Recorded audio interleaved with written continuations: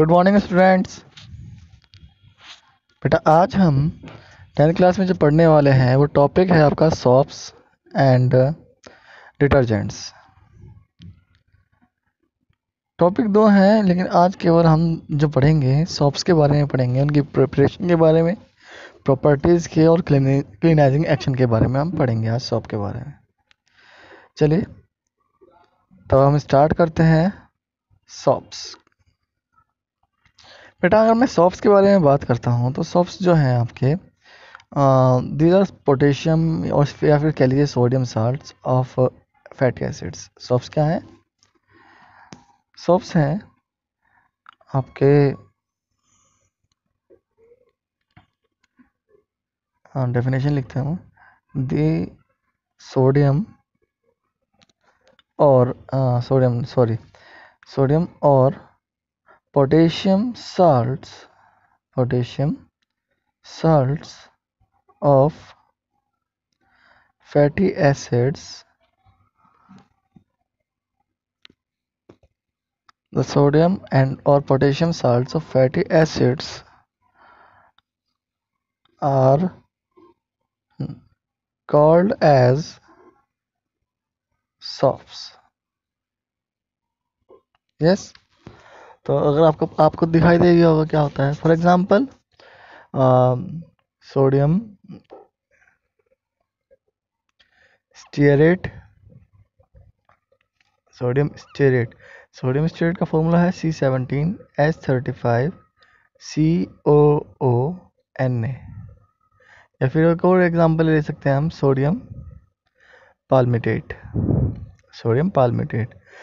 Palmitate का जो formula है बेटा वो है H31COONA। ओके, तो this is sodium stearate and sodium palmitate, these are the two soaps जो कॉमनली आप लोग पढ़ते हो।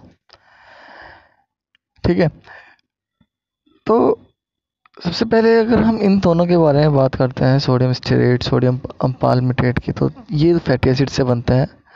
अब बात करेंगे हम प्रिपरेशन ऑफ सोप्स के बारे में कि सोप का फॉर्मेशन कैसे हम कर सकते हैं। ओके, ठीक है, तो प्रिपरेशन ऑफ सोप्स। बेटा प्रिपरेशन ऑफ सोप्स के बारे में हम बात करते हैं तो हम फैटी एसिड्स की रिएक्शन एल्कली से कराते हैं, बेस से कराते हैं, और उसके एवज में हमें जो मिलता है सोप मिलता है। क्या? Fatty acids are treated with alkali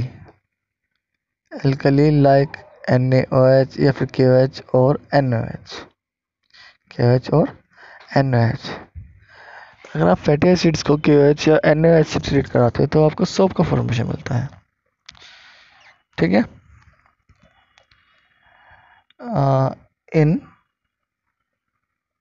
presence of dilute acids की प्रेजेंस में हम रिएक्शन करते हैं, दे फॉर्म सोप्स। तो इसके में जो हम केमिकल रिएक्शन की बात करते हैं बेटा, अगर हम केमिकल रिएक्शन लिखें तो केमिकल रिएक्शन इस तरह की होगी, CH2 CH एक minute, okay, CH2 C17H35 COOH single bond CH single bond CH C17H35 COOH single bond CH2 C17H35 COOH। इसकी रिएक्शन बेटा आप एल्कली से कराओगे, या तो आप सोडियम KOH से कराओगे या फिर NaOH से कराएंगे। ठीक है ना, तो ये आपका फैटी एसिड्स है, बड़ा मॉलिक्यूल है। NaOH से रिएक्शन हम कराएंगे। NaOH से जब हम इसकी रिएक्शन कराएंगे तो हमें कंपाउंड जो मिलेगा वो मिलेगा 3 molecule of C17H35 COONA, sodium stearate के 3 मॉलिक्यूल मिलेंगे। इसके अलग हमें जो मिलेगा वो मिलेगा CH2OH single bond CHOH single bond CH2COOH। ये है ग्लिसरॉल आपका। तो इस तरह हमें सॉप का फॉर्मेशन मिल जाएगा। तो सॉप मॉलिक्यूल जो है ना एग्रीगेट नहीं होते, मतलब इकट्ठे नहीं होते, वहाँ पे बिखरे होते हैं ग्लिसरॉल के अंदर इस तरह के फॉर्मेशन में। जब हम सॉप का एग्रीगेट करना होगा हमें, तो हम एग्रीगेट करने के लिए इसमें डाइल्यूट कह रहा हूँ, हम कॉमन साल्ट का यूज़ करते हैं। किसका यूज़ करते हैं? कॉमन साल्ट यानी सोडियम क्लोराइड का यूज़ करते हैं। चलिए देखते हैं हम क्या करते हैं, ठीक है ना। तो बेटा जब हम बात करते हैं after this reaction,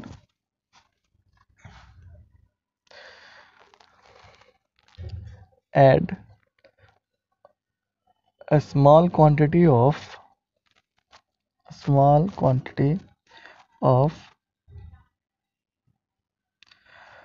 sodium chloride की स्मॉल क्वांटिटी हम इसमें ऐड करते हैं। किसके लिए क्या करते हैं? For aggregation. एग्रीगेशन होता है बेटा इकट्ठा होना, मॉलिक्यूल्स का इकट्ठा होना। एग्रीगेशन ऑफ सॉप पार्टिकल्स, यानी वो सॉलिड पार्टिकल्स ग्लिसरॉल में बिखरे होते हैं, और हम जब NaCl डाल देते हैं वो एग्रीगेट हो जाते हैं, इकट्ठे हो जाते हैं, एक जगह इकट्ठे हो जाते हैं। और इसका रीज़न भी होता है बेटा, इसका रीज़न ऐसा नहीं है कि इसका रीज़न नहीं होता, इसका रीज़न होता है कॉमन आयन इफेक्ट। क्या होता है? Common ion effect. चलिए वो भी लिख देते हैं हम। The reason of aggregation of soft particles is common ion effect।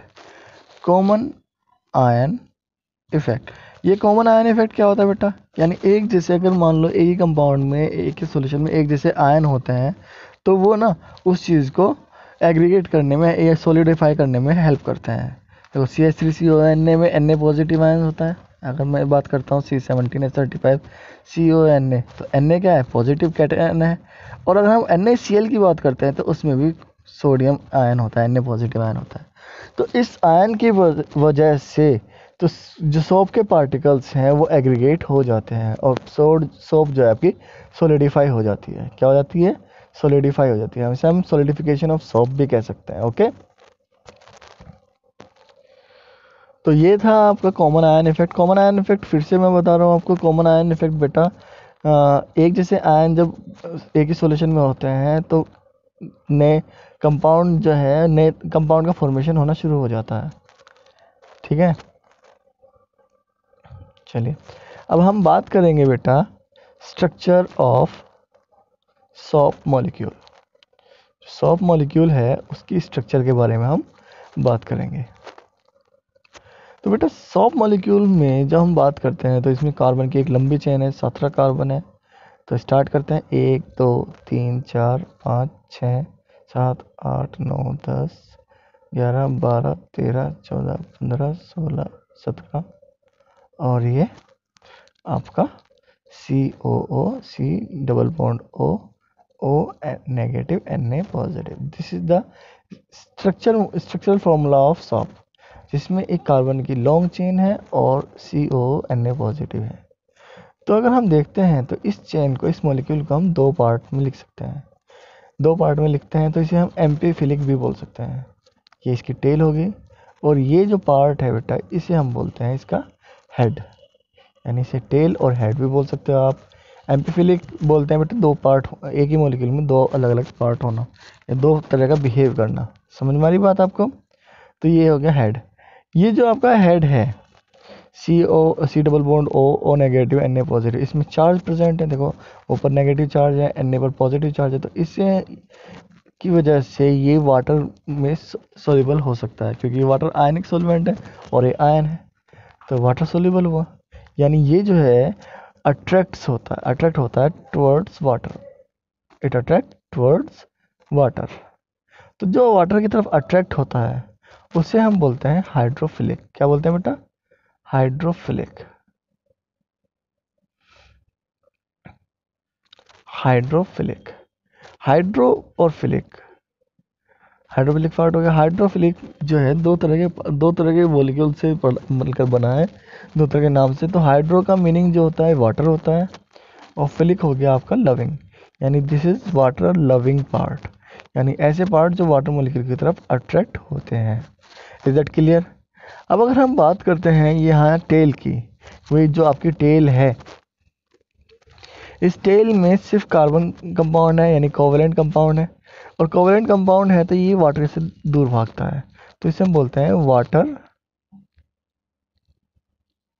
ये जो है बेटा आपका वाटर इनसॉल्युबल पार्ट है, यानी वाटर से बाहर भागता है।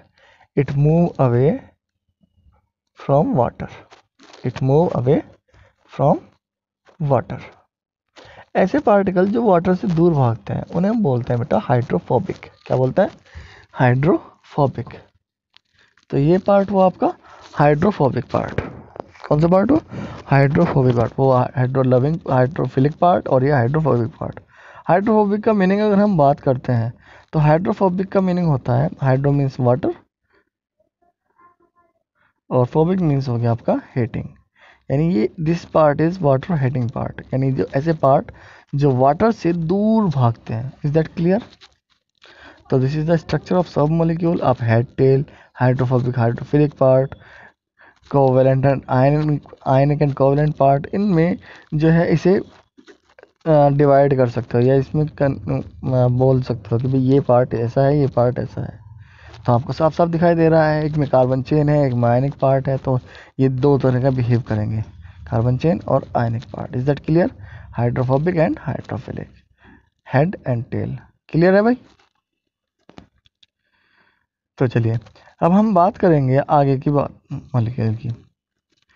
बेटा आगे जो है आपका, अब जो बात करते हैं हम इसकी क्लीनाइजिंग एक्शन के बारे में बात कर सकते हैं कि भाई सॉप जो है कैसे मॉलिक्यूल को, या कह लीजिए कैसे जो है मॉलिक्यूल जो है सोप के मॉलिक्यूल जो है कैसे डस्ट डर्ट को क्लॉथ पे से हटाते हैं, कपड़ों पर से हटाते हैं। तो हम बात करेंगे क्लींजिंग एक्शन ऑफ सोप। किसके बारे में बात करेंगे बेटा? हम क्लींजिंग एक्शन ऑफ सोप के बारे में हम बात करेंगे यहाँ पर। अब इज दैट क्लियर? चलिए तो पहले लिख देते हैं,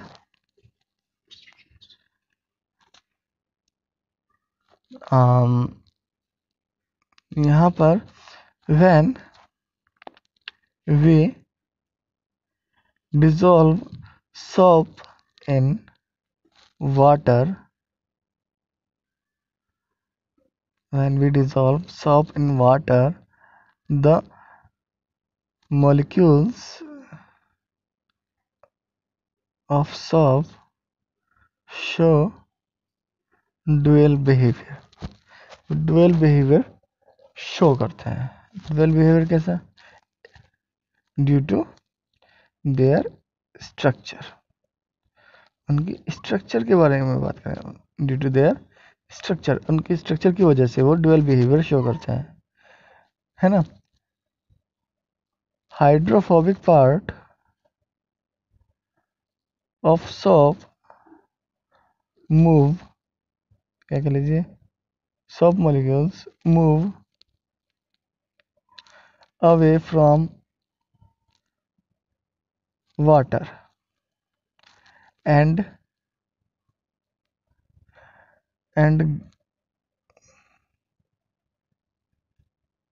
aggregate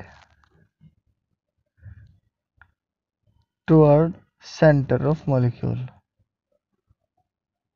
toward center of molecule, toward center, centre of molecule हो गया आपका, तो होता है एग्रीगेट हो गया। अब बात करते हैं हाइड्रोफिलिक पार्ट की। तो हाइड्रोफिलिक पार्ट क्या करता है? Hydrophilic part of soap attract toward water molecule due to its ionic nature. अपनी आयनिक नेचर की वजह से ये उसकी तरफ अट्रैक्ट होता है। Is that clear? तो क्या होता है 10 a molecule of colloid is form which is name as micelle. क्या कहते हैं उसे हम? मिशेल बोलते हैं।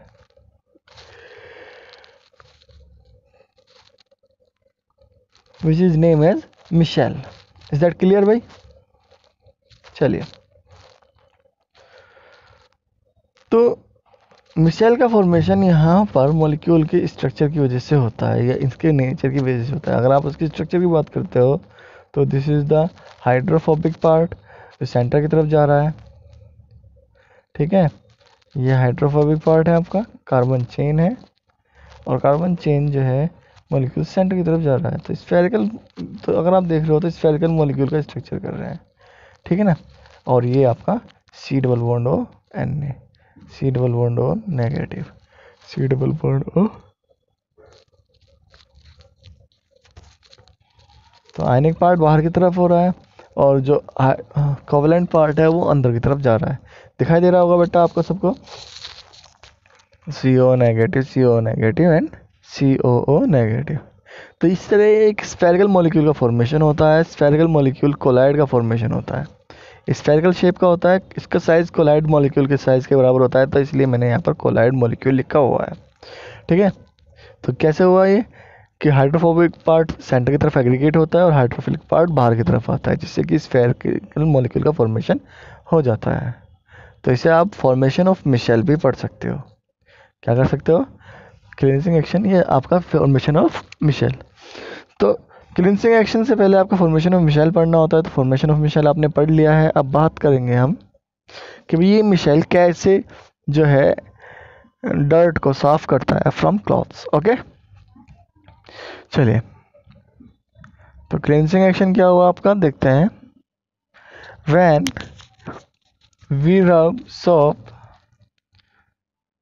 ऑन क्लॉथ्स, ऑन डर्ट कह लीजिए या फिर ऑन क्लॉथ्स कह लीजिए, ऑन डर्ट,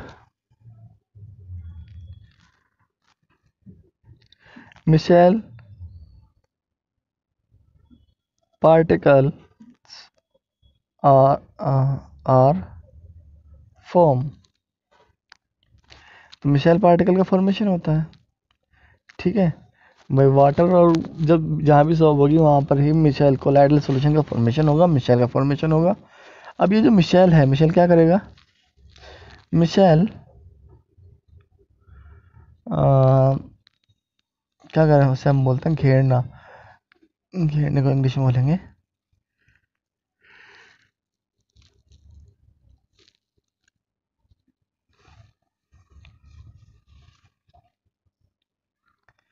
तो मिशेल जो है बेटा आपका क्या करेगा? घेर लेता है डर्ट पार्टिकल को। क्या करता है? डर्ट पार्टिकल को घेर लेता है। तो इसे हम लिखेंगे surround. Micelle surrounded the dirt particles। ओके, डर्ट पार्टिकल्स को वो घेर लेता है बाय देयर चार्ज पार्टिकल, यानी चार्ज पार्टिकल की तरफ से वो उसे घेर लेता है। क्लियर है बेटा आपको? एंड Na पॉजिटिव आयंस क्या करते हैं? ये वीक करते हैं बॉन्ड को। किसको क्या करते हैं? वीक बॉन्ड को वीक करते हैं। तो weak the bond between cloth and dirt. Dirt और क्लॉथ के बीच का जो बॉन्ड होगा उसे Na पॉजिटिव आयंस वीक कर देते हैं। अब हम क्या करेंगे? अब बेटा हम पानी रिंस करेंगे। पानी रिंस करेंगे तो मिशेल बह जाएगा और उसके साथ डर्ट भी जाएगी। तो क्या करेंगे? When we rinse the water on it, the micelle micelles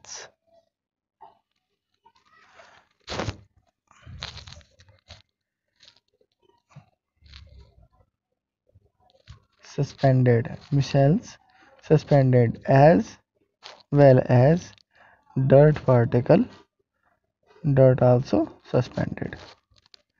तो this is the from clothes. तो बेटा देख रहे हो आप, ये आपके क्लिनसिंग एक्शन ऑफ सोप है कि आप सोप को डार्ट पर रब करते हो, मिशेल का फॉर्मेशन होता है। मिशेल का फॉर्मेशन होने के बाद मिशेल जो है डर्ट पार्टिकल्स को घेर लेता है और Na पॉजिटिव आयन क्लॉथ और डर्ट के बीच में इसका जो वो है बॉन्ड वो इसे वीक कर देते हैं। जब हम पानी डालते हैं तो मिशेल पानी के साथ बहता है और पानी के साथ साथ इसी के साथ साथ डर्ट पार्टिकल भी वहाँ से बह जाते हैं, सस्पेंडेड हो जाते हैं। इस तरह आपका जो दाग है वो छूट जाता है, डर्ट पार्टिकल चले जाते हैं। तो नेक्स्ट टॉपिक आपका डिटर्जेंट बनता है बेटा। डिटर्जेंट जो है हम नेक्स्ट क्लास में करेंगे। नेक्स्ट क्लास में हम डिटर्जेंट के बारे में हम पढ़ेंगे, ठीक है। Thank you.